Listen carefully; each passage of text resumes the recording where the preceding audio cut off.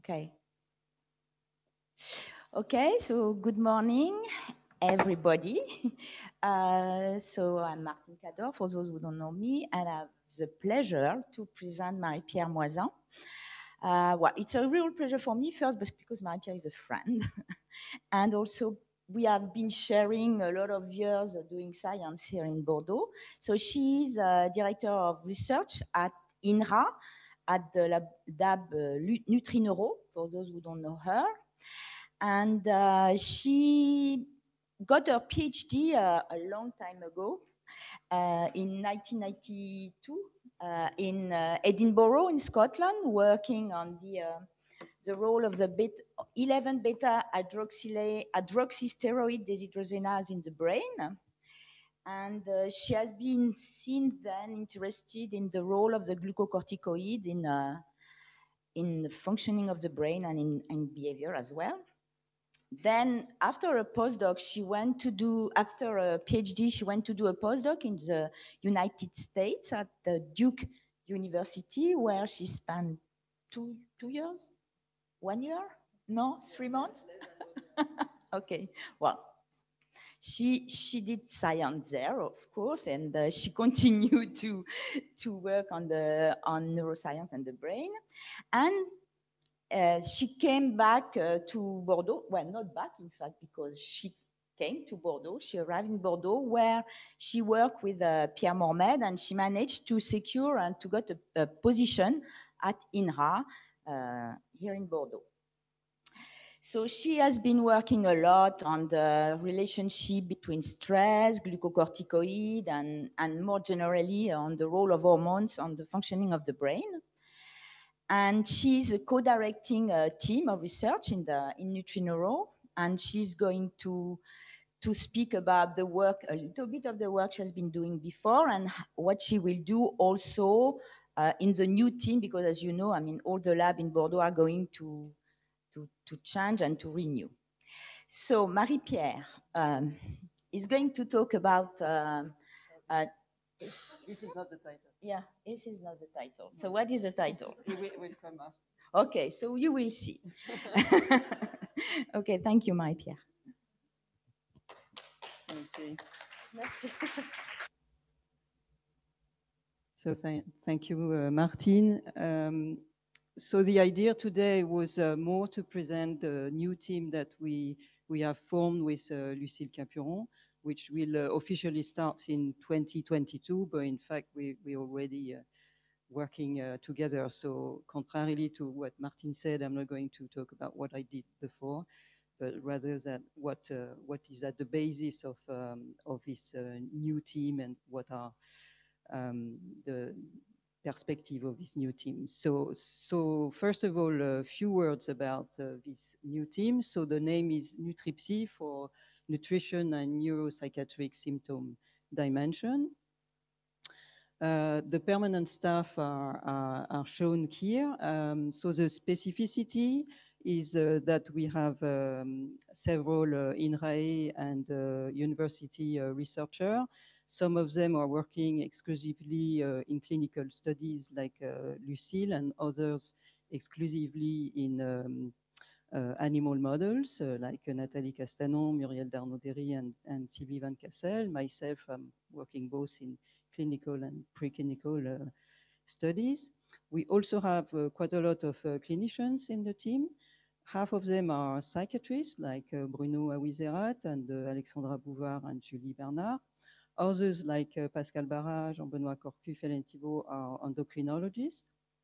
Also, another specificity is that the psychiatrists are working in adults, whereas the endocrinologists, at least some of them, are working with children, which open us opportunities to do clinical study both in children and in adults. And of course, we've got some very talented technicians that help in clinical and preclinical studies. So very briefly, we have three main objectives in this for this team in the next contract. So the general aim of the team is to understand how an unhealthy nutrition can lead to depression and also maybe to a non-response to antidepressant.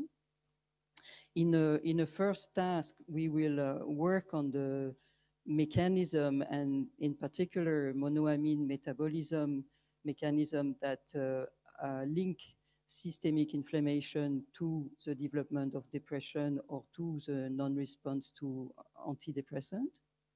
And we will do that both in clinical and preclinical models, so translational research. In a second task, we will focus more on the vulnerability factor that explain why it's not all of the subjects that have an unhealthy nutrition that develop depression. We will focus on early life stress and genetics as well. And again, we will do that in clinical settings and in preclinical models. And finally, the third task would be dedicated to testing nutritional intervention, both to prevent this chain of events that lead to depression, or to better treat as an add-on, for example, of antidepressant, the depressed people. So that was a very, very brief summary, and now I'll come to the talk itself that was entitled Inflammation-Related Depression from Symptoms Dimension to Molecular Biomarkers. I should maybe have added in this title obesity-induced depression because that's what I will be talking about. So in the first part, I will present recent data acquired by Lucille's group about symptoms dimension in obesity-induced depression. And then I will come to a study we did together about identifying molecular biomarkers. So for quite a long time now, it is very well known that there are bidirectional relationships between adiposity and depression. Adiposity in overweight or obese people is associated with a prevalence of depression. It is estimated that about 30% of obese people will develop depression. Adiposity is also associated with the recurrence of depressive episode, and it has been also shown recently to be associated with antidepressant non-response. Of note, the type of depression that is associated with adiposity has an atypical feature, which are an increased appetite and weight gain, a mood reactivity, and hypersomnia and fatigue. And you may know that you can have opposite symptoms in other type of depression, like melancholic depression. So on the other way around, a lot of depressed person are obese or at least overweight. The cause for that is, of course, the effect of antidepressant medication that increase food intake. Also, the lifestyle, which is usually disorganized, and there are changes in eating behavior because of this disorganized lifestyle. And also psychosocial stress, which is known to precede most depression, is well known to be associated with an increase in overweight and obesity. So these two disorders also have a common complication. Most of them are cardiovascular and metabolic. And so this indicates that probably there are common pathophysiological mechanisms involved in both disorders, and a very worked and known candidate is inflammation, because inflammation is at the interface of metabolic, vascular, and nervous system. And it also in the etiology of the two disorders. So where inflammation come from in obesity, because obesity is now considered to be a disease with a chronic low-grade inflammation. So the inflammation, one source is the adipose tissue, which during its expansion in obesity will initiate a state of cellular stress that will promote the secretion of adipokine from adipocytes, pro-inflammatory adipokine, such as TNF-alpha.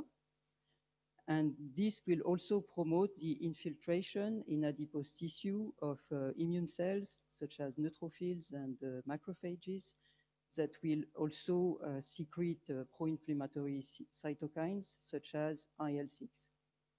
These cytokines will, in the liver, lead to the secretion of acute phase protein, such as CRP for C-reactive protein. So I'm mentioning this because we will talk a lot about this molecule.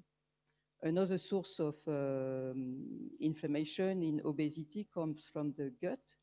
So it has been well described now that the microbiota composition is disturbed in obesity, and also the gut barrier becomes leaky, and so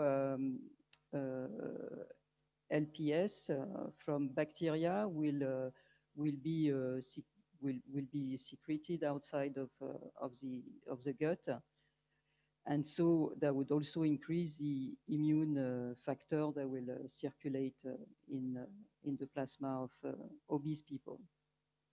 And this inflammatory factor will also propagate to the brain via different ways. It could be immune cell that will infiltrate the brain through the circumventricular organ, or it could be also via the vagus nerve that the cytokine will send an inflammatory message to the brain. And the last one, I just don't remember. Well, it doesn't matter. It might come back. But anyway, this is what is, so inflammation in the brain is what is thought to be at the origin of the neuropsychiatric symptoms. So the first study I'm going to tell you about is a study that was done during the PhD of Lison Huet and the PhD also of Ines Delgado. So in this study, the aim was to have a more detailed picture of the neuropsychiatric symptoms that could be associated with obesity. So in addition to depression, other symptoms were evaluated. And so 165 participants took part of this study. And the originality as well of the study was to stratify the patient according to their BMI. So BMI is body mass index, and it's a measure very much used to categorize the type of the severity of obesity. So below 25, people have normal weight. People that are overweight or moderately obese have a BMI between 25 and 35. Then severely obese people have BMI between 35 and 40, and above 40, the subjects are considered very severely obese. So in this cohort, of course, the BMI is different, and then some comorbidities appear only in very severe or very severe obesity, such as type 2 diabetes here, or obstructive sleep apnea in severely obese and very severely obese. Otherwise, there were no differences between the groups. So the first measure, psychometric measure that was done was the MADRS scale, which is a psychometric scale measuring depressive symptoms. So it stands for Montgomery-Åsberg Depression Rating Scales. And you can see on this graph that the intensity of symptoms is significantly higher in the severely obese and a bit less in the very severely obese patient compared to control and moderately obese here. If now we take as a measure the diagnosis of major depressive disorder, then the percentage of subjects having this disorder is 30% in the severely obese, 70% in the very severe obese, and only 5% in the moderately obese people. So there is an increase of depressive symptom in severe and very severe obesity. Then another psychometric scale was used. It was a scale measuring fatigue and sickness symptom. The name of this scale is Multidimensional Fatigue Inventory. And also another one that was used is a neurotoxicity rating scale here. So starting with the fatigue, again, we have significant differences with a normal weight subject and moderately obese subject for most of the measure here of fatigue, and for, in particular, the sickness symptom in this neurotoxicity rating scale. So again, it's the severely obese that have the higher increase in the different symptoms, and then the very severe obese. So an important question in this study was about all these dimensions that were measured. Are they interconnected, or do they specify a specific dimension in obese people? Whoops. So to answer this question, a principal component analysis was calculated with all the measures here of the psychometric scale. And what you can see on the picture here is that all of them load on the same first factor that explain nearly 60% of the variability of the population, which means that they are highly interconnected and they do not differentiate a subgroup of obese people. So because of these facts, then a composite measure of neuropsychiatric comorbidity can be used using this factor 1. And using this factor, we can calculate that in the severe obese patient, 56% of them have this neuropsychiatric comorbidity factor, 44 for the very severe obese, and it falls to 37, about 37 in the moderately obese, and 17 in the normal weight subject. So about the inflammatory status, serum inflammatory status. You can see for the C-reactive protein, you remember it's this acute phase protein secreted from the liver. Again, the severe and very severe obese subject have considerably higher level than the two other groups, while interleukin-6, that mainly comes from adipose tissue, will show a gradual increase with obesity severity. Now, if we stratify the patient, so from the whole population, between those that have this neuropsychiatric comorbidity factor calculated by the PCA analysis, we can see that those that have this neuropsychiatric comorbidity factor have a higher CRP and also a higher interleukin-6, although the differences here is not as high as here. Another way to show the association between inflammation and neuropsychiatric symptoms is to do a regression analysis.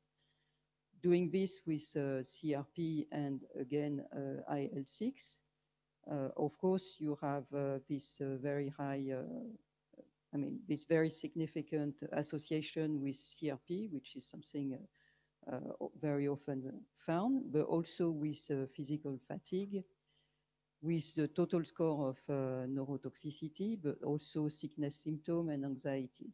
And of course, with the synthetic composite factor of neuropsychiatric comorbidity. For IL-6, it's more unspecific symptoms such as fatigue and reduced activity.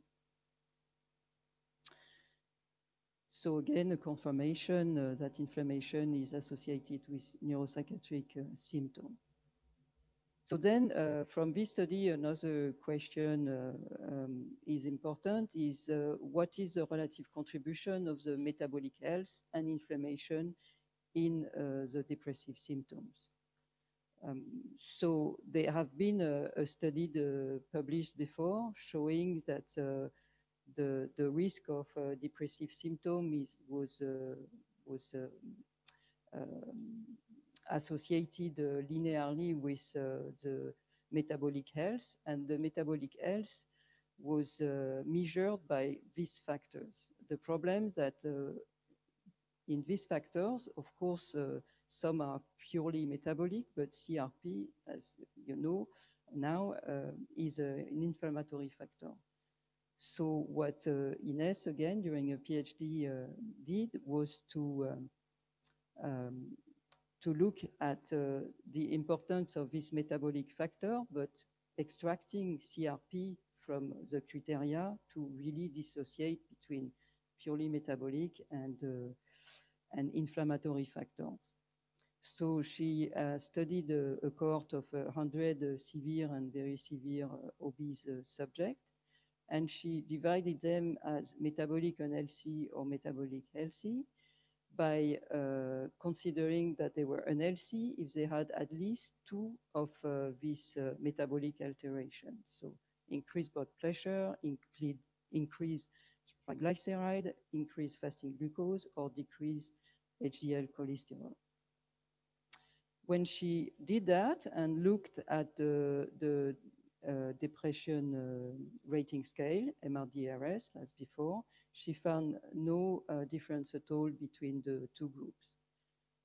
If she then used each of the 4 criteria used to define metabolically unhealthy people as low or high for each of these traits, again, there was no difference at all for MADRS total score, which means that the metabolic health is not associated per se with the depressive symptom in obesity.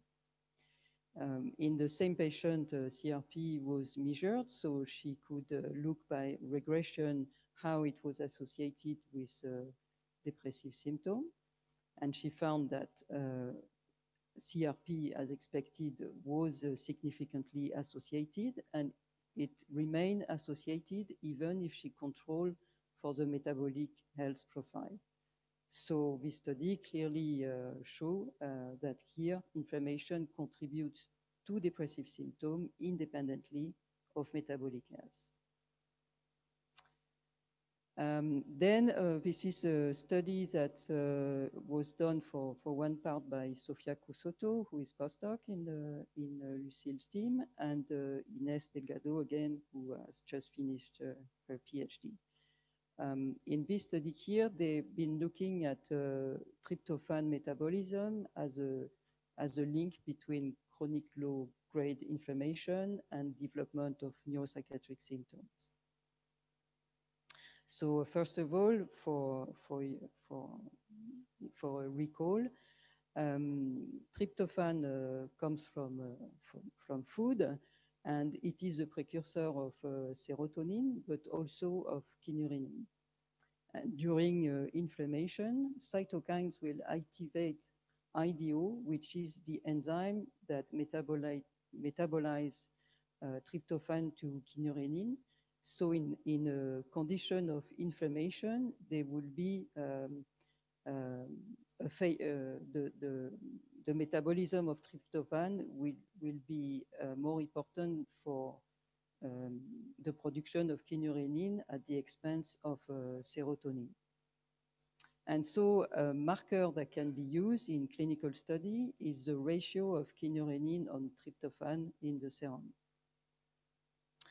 And then again, this kynurenine could be metabolized either in quinolinic acid or in kynurenic acid.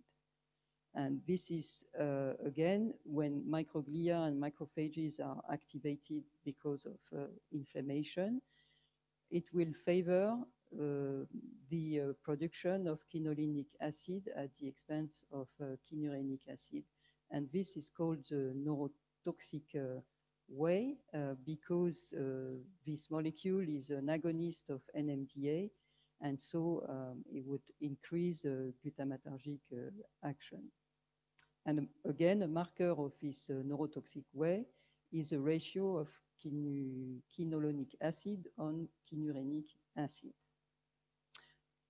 Also, as we said before, the gut microbiota also plays a role in obesity, and tryptophan in the gut could be metabolized in indoles with these molecules here. So, so Ines has been working on a cohort of subjects that were divided between those that adhere to a obesogenic diet and those who do not. And doing that, she looked at the level of tryptophan, the ratio of kynurenine on tryptophan, as we mentioned before, an index of IDO enzymatic activity, serotonin, and indole, which is the product of tryptophan from the gut. In this cohort, she could find differences in indole between the subject that will eat obesogenic diet.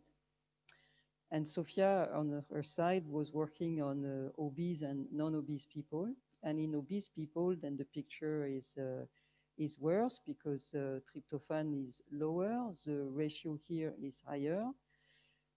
Serotonin, which is quite logical, is lower, and also the same indole metabolite is lower. So this study shows that indeed markers of tryptophan metabolism are associated with obesity, and even before obesity, I mean, as early as one is taking an obesogenic diet, you can see differences in indole metabolites. So then in this population, so here we're talking about the obese people, there is a relationship between CRP and IL-6 with this tryptophan metabolism markers. And then also a relationship between tryptophan and the ratio of quinolinic acid on kynurenic acid with the depressive symptom of measured by the MADRS scale.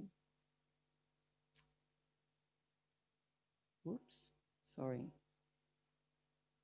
Okay, so that was the data, the clinical data obtained by Lucide to give example of the sort of thing that she's been doing on this obese patient around the depressive symptom dimension. And then I'm coming to a study we did together where here the objective was to identify biomarkers that could explain why not all obese person will develop a depressive symptom. So to do that, we used an obese population in which we had chosen depressed and non-depressed subjects, and we studied them before and after a bariatric surgery which is known to not only decrease fat mass and weight, but also the depressive symptoms. And to find a biomarker, we did a transcriptomic analysis from whole blood, and then we used bioinformatic analysis to identify the pathway that were involved in the differences between the depressed and non-depressed patient. So about the population, so we had 15 obese people that had the diagnosis of major depressive disorder, 18 that were non-depressed. And among these 33 patients, we could follow part of them after the bariatric surgery. So 11 for the depressed one and 13 for the non-depressed one. So they were no different in terms of age, in terms of percentage of women, mostly women in this sample. The BMI was very high, so very severe obese person. Of course, this BMI decreased after bariatric surgery. They're still obese with a BMI of 30, but this is because we studied them at about 6 months after the bariatric surgery, so they are still in the process of losing weight. MADRS score, of course, are different because this one are depressed, this one are not depressed. The symptoms of depression decreased after bariatric surgery as expected, although it was still different between the two groups. CRP and IL-6 inflammatory markers are high in both populations and not different between depressed and non-depressed patients. So then what we did was to do a differential expression analysis. So we did 4 of them. The first one was at baseline before the patient had this bariatric surgery. So we compared the depressed and the non-depressed patient. That was the first study with the results here in red. Then the second analysis was between the non-depressed patient before and after surgery, here in blue. A third one was the depressed patient before and after surgery, here in green. And the fourth one, the patient that used to be depressed, that's why it is in brackets, after surgery compared to the one that have never been depressed, also after surgery. So for this last comparison, there was no single differentially expressed genes at the first discovery rate of less than 5%. However, so for the first comparison here, we have 76 genes. And once you have this list of genes, you use bioinformatic tools. And what we used mainly was Ingenuity pathway analysis. And within this software, we looked for upstream regulator, that is genes that are upstream, factors that are upstream and regulate a number of genes downstream. Using a cutoff of 1 in 1,000, for this comparison, we found only one transcription factor that was significant, and it was TP53, which was upregulated in the depressed patient. For the second comparison here, we found 7 upstream regulators, but all of them had a few downstream target genes. For example, GATA1 had only 9 target genes. However, for the last comparison, which has the highest number of differentially expressed genes, we found 67 upstream regulators at the same cutoff. And again, the top one that has the largest downstream target gene was TP53 with 67 target gene. Then the second one was dexamethasone, and dexamethasone is an agonist of the glucocorticoid receptors, which has had 71 target gene according to Ingenuity pathway analysis. Again, with this bioinformatic tool, we can look at a mechanistic network between the different upregulators. And what was found was that dexamethasone, so again, the GR agonist, was related to TP53 through various factors belonging to the immune system, such as interferon gamma, interleukin 6, TNF, etc. This is another illustration, but in more detail, gene by genes, of the interaction between TP53, NR3C1, which is a glucocorticoid receptor, and NF-kappa B complex. So again, the major transcription factor for inflammation. Another thing we could do with this software, Ingenuity Pathway Analysis, is to compare the data coming from the three different differential analyses to look what is in common and what is not in common between these three different analyses. And what was interesting here is you can see that what is in common were inflammatory factors like IL-4, IL-15, IL-2, IL-1 beta, for example. And the one that was different was again dexamethasone. Of note, there was also 2 microRNA, LED7 and MIR155, which I'm not going to talk about more, but it's interesting as well. So another illustration of the same data, maybe easier to read. Here in the non-depressed subject, we have a number of inflammatory factors that are activated. The same factors are also activated in the depressed obese patient, but there are much more of them, again, inflammatory factor in this depressed patient, and specifically the glucocorticoid receptor is activated, whereas it is not in the non-depressed patient.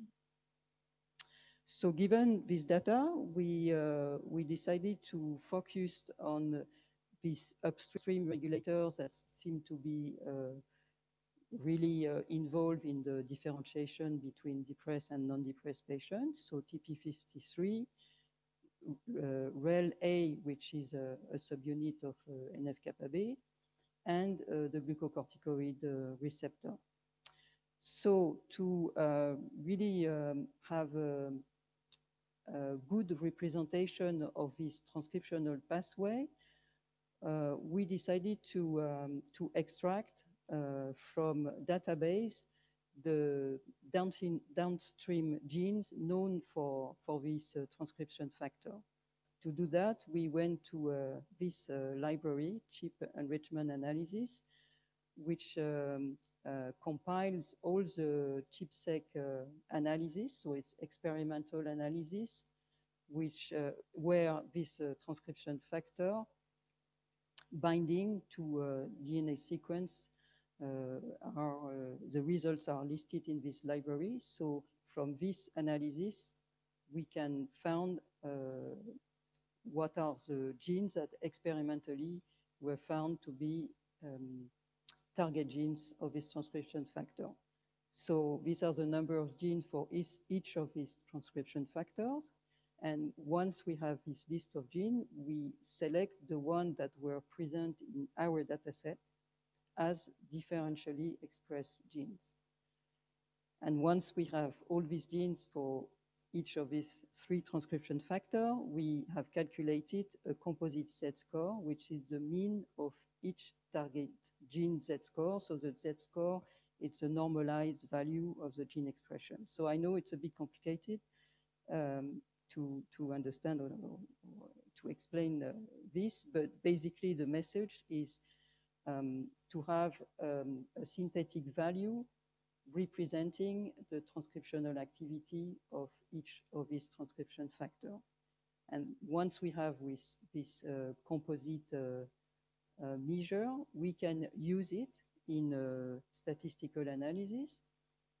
So the first analysis we did was a two-way ANOVA, looking so for each of these transcriptional pathway of this, the synthetic value with the MADRS score So in this analysis here, we had divided the patient between depressed and non-depressed with a cutoff here of 15 for not depressed and depressed here in orange. So doing that, you can see that for each of them, before surgery, we can very well differentiate the depressed and non-depressed patient, so based on this transcriptional activity. And after surgery, this transcriptional activity for TP53 as well as GR as well as REL-A is normalized.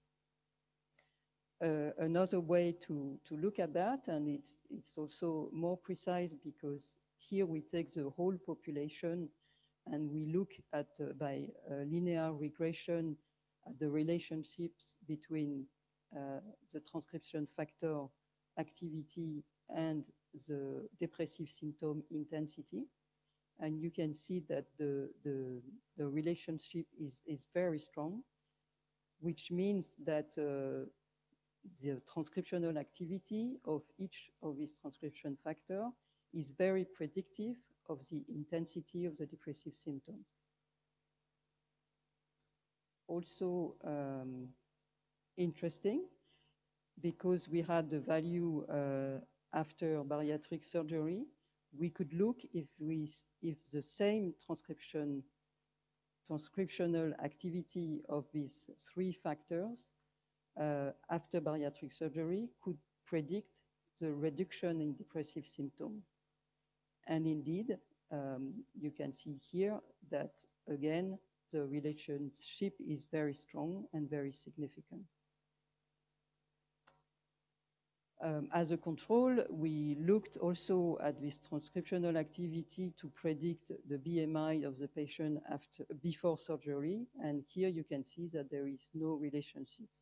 So indicating that this transcriptional activity are specific to the depressive symptom, as they do not predict another trait such as BMI. So as a small discussion for this last study, maybe some of you may be surprised that inflammation was associated with increased glucocorticoid activity, because glucocorticoids are known to be anti-inflammatory. And indeed, some studies have found that inflammation-related depression is associated with increased inflammation and decreased GR signaling. This has been published. But other studies starting in 2010 have shown that it's a question of timing. So if glucocorticoid exposure comes before the development of inflammation, then glucocorticoids sensitize the inflammation, potentiate the inflammation. And this has been confirmed very recently in hippocampal human cells, that glucocorticoid prime the inflammatory response in these cells, if glucocorticoids are exposed before. So our hypothesis for the obese, depressed people is that maybe the ones that become depressed have had a traumatic history that would expose them to high level of glucocorticoids and then sensitize inflammation that would then lead to depression.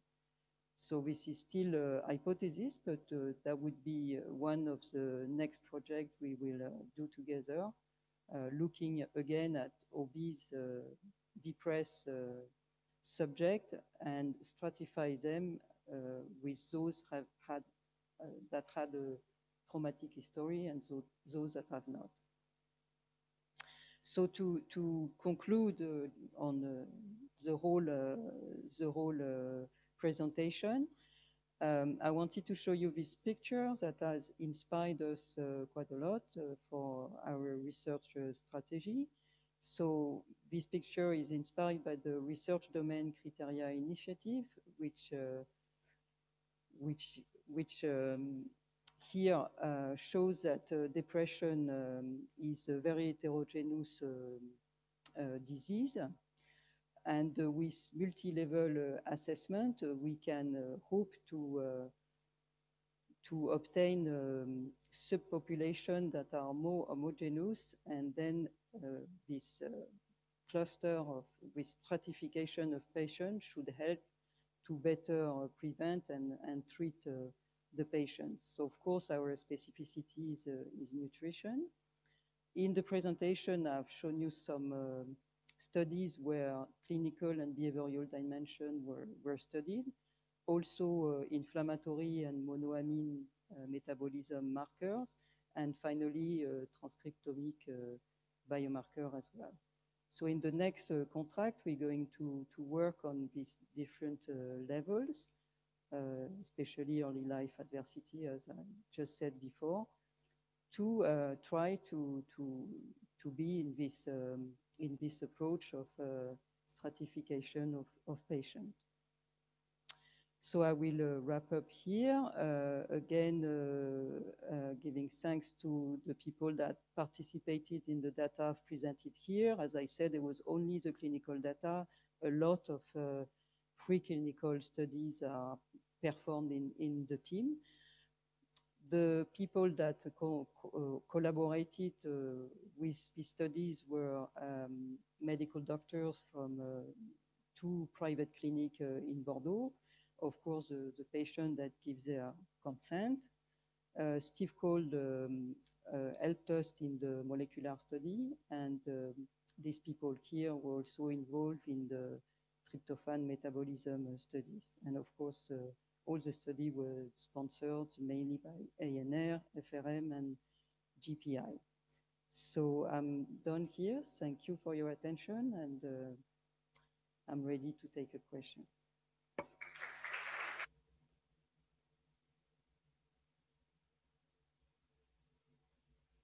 So thank you, Marie-Pierre. So now it's time for questions. So raise your hand and express yourself.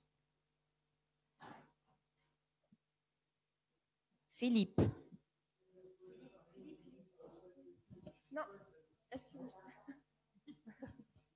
I am curious about the point. I know it's a little bit outside your knowledge, because you're more stress and animal studies, and I was wondering about attempts of reducing inflammation in obese patients. Do you know something about this and the outcome of those possible attempts?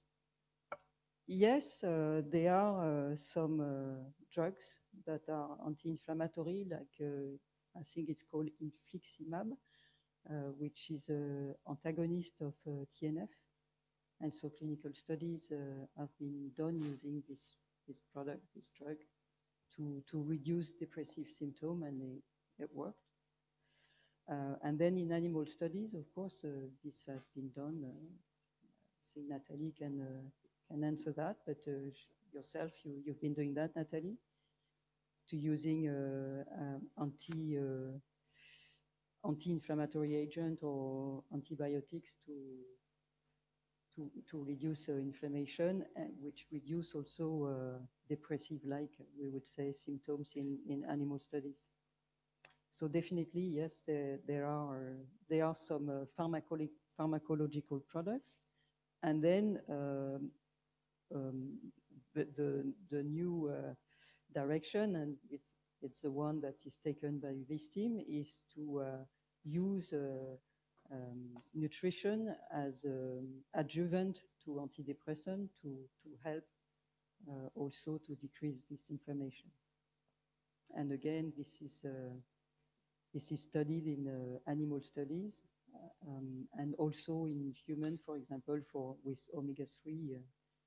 There are many studies now using omega-3 to reduce depressive symptoms.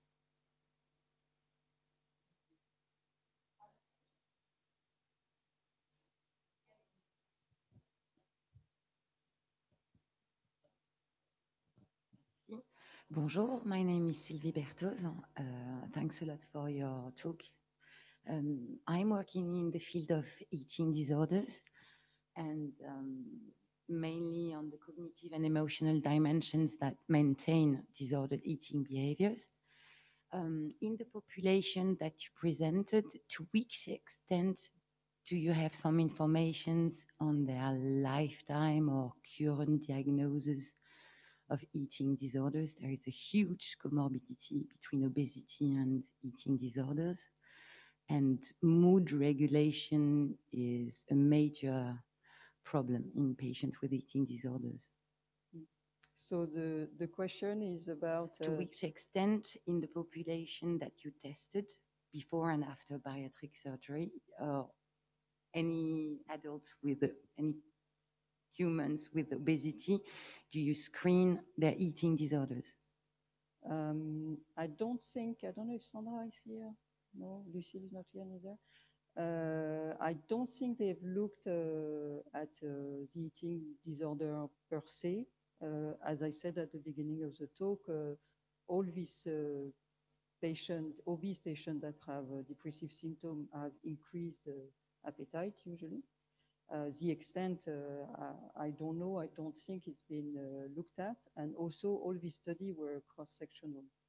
So definitely we don't have a longitudinal analysis of the behavior. Okay. But yeah, definitely that's Okay. important. And I have last question. You mentioned BMI, which is actually in our field a very bad proxy of adiposity. We use bioimpedancemetry to have fat-free mass and fat mass. Do you have any information on the potential links? Because that's something that could explain the differences you have in the range of the obese people and the fact that the moderate obese people actually, in terms of body composition, are very more like the normal weight people. Yeah, absolutely. It's one of the limitations of this study. Definitely BMI can be criticized. For example, people that are very musculous will have a very high BMI and no fat. So yeah, that's a good point. So beside bioimpedance, what can be used also is waist-to-weight ratio or the waist circumference. I think it's not as bad as BMI, but anyway. No, but the patients, you didn't publish the last data you presented, or did you, between the patients before and after bariatric surgery? Yes. Did you publish the data yet or not? Yes. Okay, because among these patients, they come from Olevec or not? Most of these patients in their usual treatment care, they have a DEXA.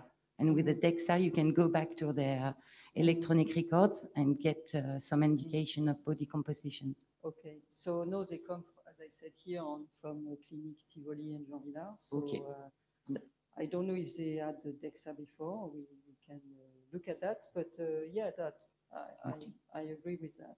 That BMI can be criticized, and definitely it's more for the study on the relative contribution of metabolic health and inflammation.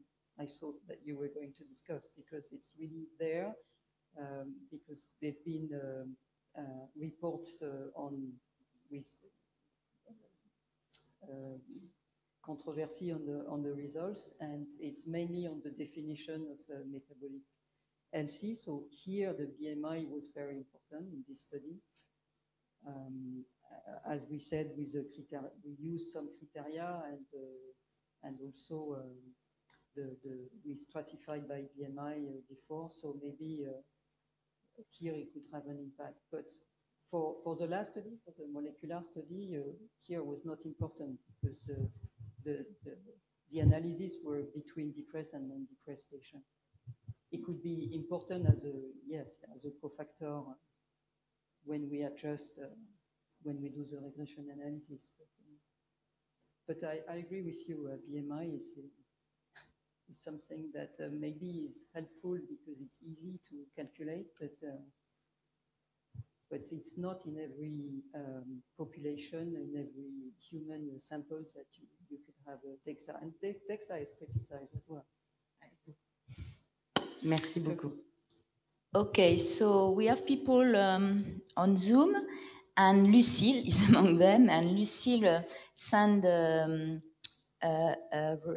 reply to the question you asked about the diagnosis of eating disorders, and she specified that those patients didn't have any diagnosis of eating disorders. So it's clear. Any other question in the room? So maybe I have one, if I can. When you compare your two populations of depressed and undepressed patients among the obese people, how much do you control for the, well, it's a classical question, for the effect of the antidepressant? Because I suppose that the depressed people receive antidepressant and No. not the other one? No, in which study you're talking about, the last one? I don't know whether it was the last one or the one before. When you compare the two populations, obese patient being depressed and obese patient being not being depressed. Yeah, it's been in several studies, but usually no, these people are not using antidepressants. Although when you measure their depressive symptoms, they are depressed, but they are not under antidepressant medication. But why? Because they are not in a cohort of because they are not maybe very severely depressed, or because they didn't want to go to a psychiatrist, or I don't know exactly the reason, because obesity is more important for them than their so there is no interaction with any no treatment. interaction. Okay, great. Thank you. Other question? Catherine?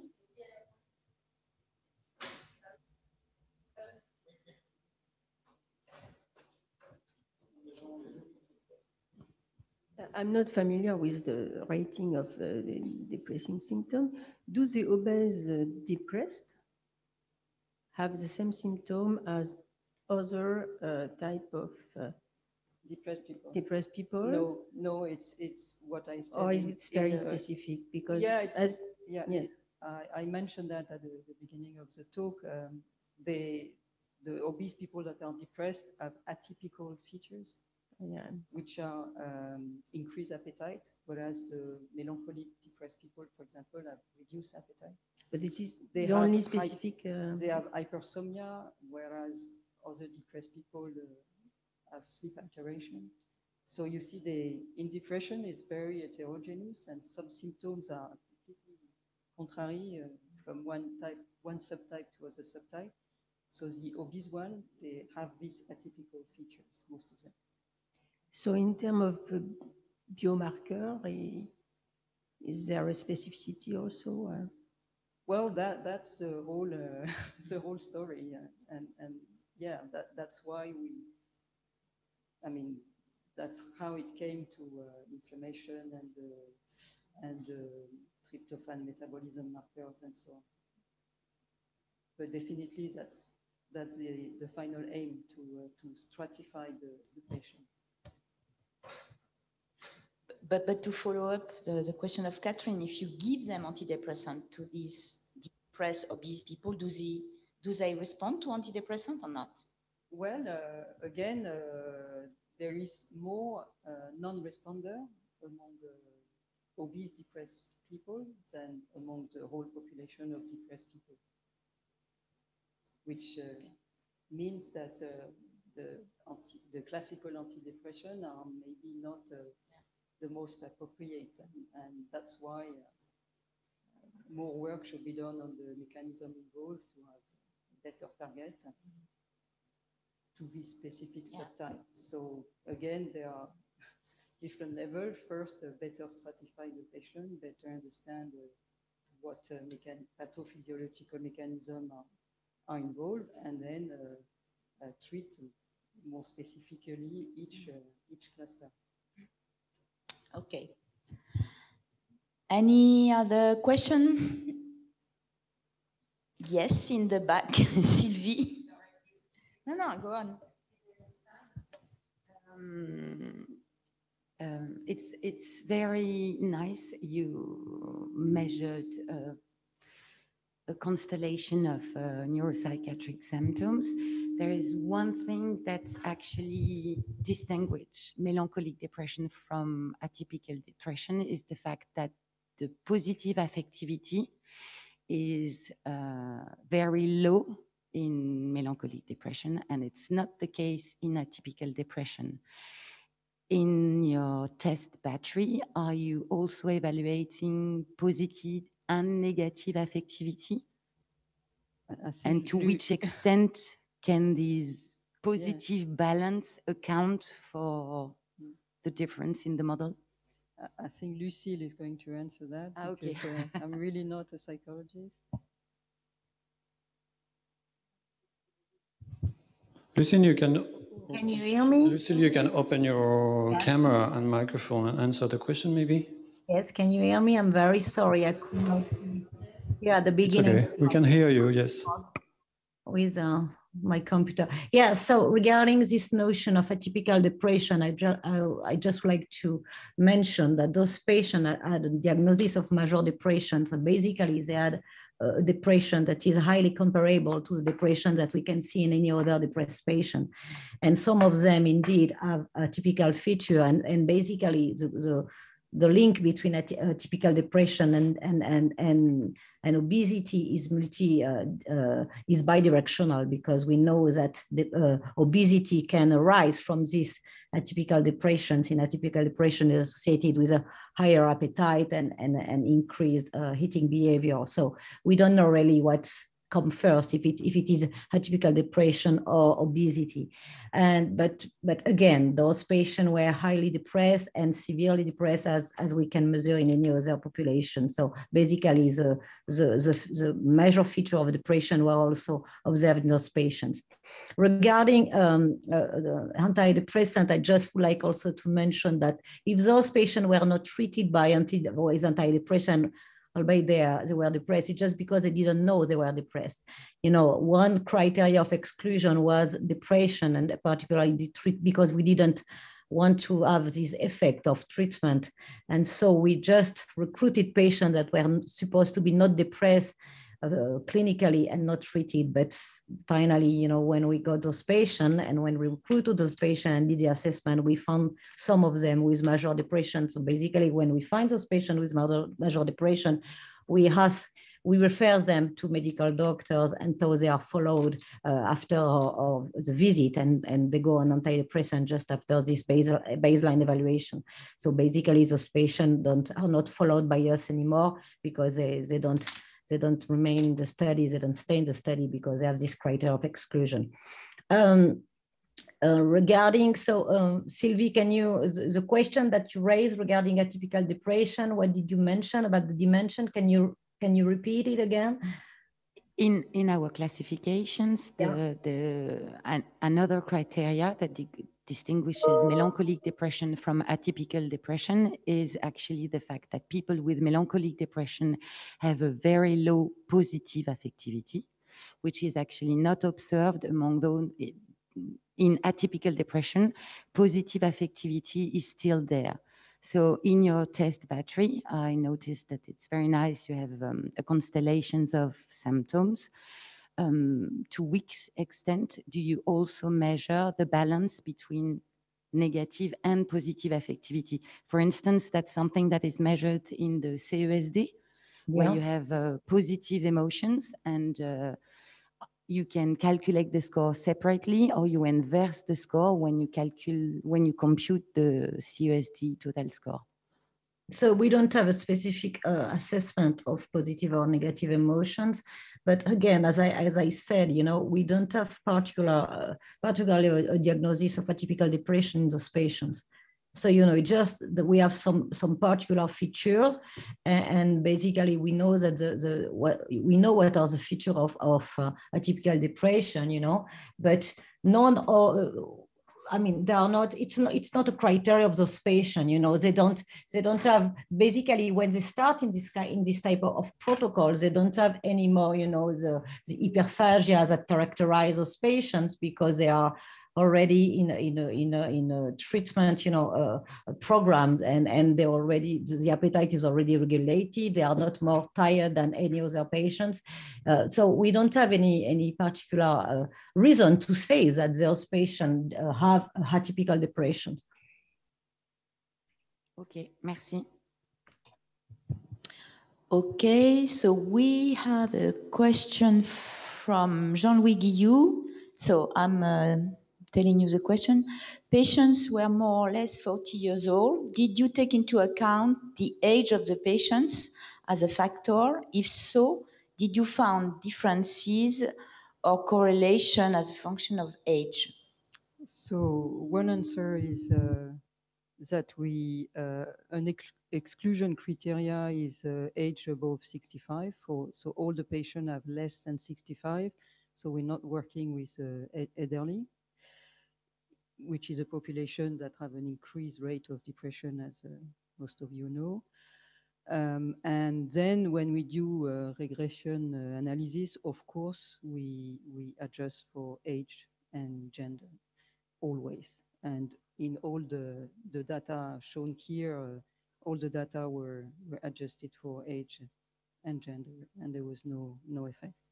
So there is no effect of age. Okay. Not in our condition, Yeah. in our population. Okay. Any other present question? No? Okay, so thank you very much. Thank you, Marie-Pierre, again for your talk.